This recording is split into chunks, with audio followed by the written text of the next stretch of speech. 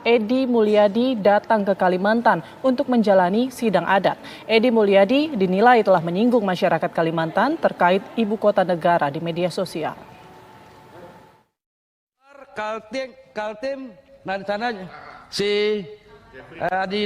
Perwakilan Forum Dayak Bersatu Kamis siang kemarin mendatangi gedung DPR RI untuk melakukan rapat dengar pendapat dengan Komisi 3. Dalam rapat dengar pendapat ini, sejumlah tokoh perwakilan masyarakat Kalimantan menyampaikan kegeramannya terhadap kader Partai Keadilan Sejahtera PKS Edi Mulyadi yang menyebut Kalimantan sebagai tempat jin buang anak. Perwakilan masyarakat Dayak menyampaikan bahwa selain untuk bertemu dengan Komisi 3 DPR RI, mereka juga akan menjemput Edi Mulyadi. Edi Mulyadi dinilai telah membuat kegaduhan dan kekacauan. Kami sekarang ada di Jakarta. Ya. Kami ada sekarang di Jakarta. Kami akan jemput kamu. Karena kamu sudah buat kegaduhan dan kekacauan. Karena Kalimantan tidak pernah minta ibu kota dipindahkan ke Kalimantan. Tetapi kamu sudah menghina kami Kalimantan. Kami akan tunjukkan kepada kamu. Kalau kamu tidak datang ke Kalimantan untuk di sidang adat, tunggu. Dalam kesempatan ini, perwakilan masyarakat Dayak Kalimantan menyatakan akan melakukan sidang adat terhadap Edi Mulyadi. Sehubungan dengan penghinaan yang diucapkan dengan sengaja, dugaan penghinaan atas IKN yang disampaikan oleh oknum bernama Saudara Edi Mulyadi CS mendesak dilaksanakannya sidang adat Dayak terhadap Edi Mulyadi CS. Edi Mulyadi disorot publik dan masyarakat Kalimantan usai melontarkan kritik dan istilah-istilah rasis tentang Kalimantan. Video pernyataan Edi Mulyadi, mantan caleg PKS di pemilihan legislatif 2019 lalu, memicu kecaman dari berbagai kelompok warga di Kalimantan. Tim TV One mengabarkan.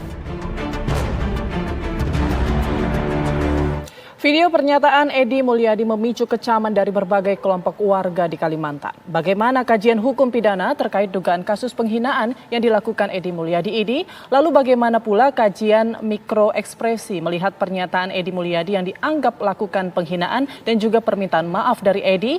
Berikut cuplikan dialog dalam program Apa Kabar Indonesia Malam pada Kamis 27 Januari 2022 kemarin.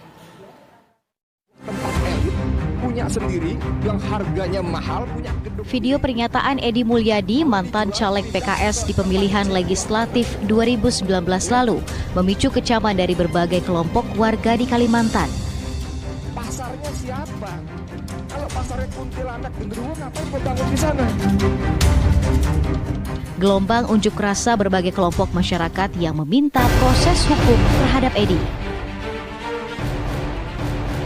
Jika melihat kasus ini, ahli mikroekspresi Kirdi Putra mengatakan, jika dilihat dari ekspresi Edi Mulyadi terlihat marah, namun sesungguhnya tidak marah.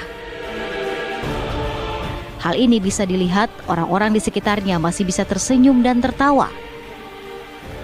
Hal ini membuat pernyataan besar, apa sesungguhnya niat besar Edi Mulyadi. Jadi kalau saya lihat untuk pernyataan dia yang menimbulkan kontroversi ini menarik ya. Kalau seseorang itu ketika dia emosi marah, itu ada beberapa gerakan wajah yang sebetulnya harusnya sangat terlihat, yaitu tarikan di sekitar alis itu, kemudian ada kerutan, gitu.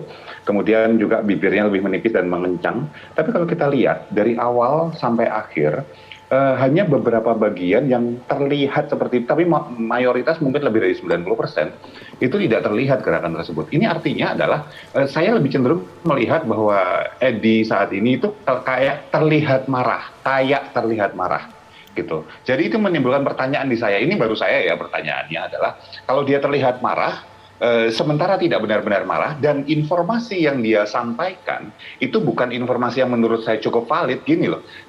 Banyak logika-logika yang menurut saya sangat kontroversi dan tidak bisa dengan mudah bisa diklarifikasi dan tidak seperti itu sepertinya faktanya. Nah, kalau gitu tujuannya Edi Mulyadi ini ngapain? sepertinya ada sebuah tujuan lain, misalnya katakanlah apakah penggiringan opini, apakah kemudian menyebarkan hoax, atau apapun yang kita belum tahu.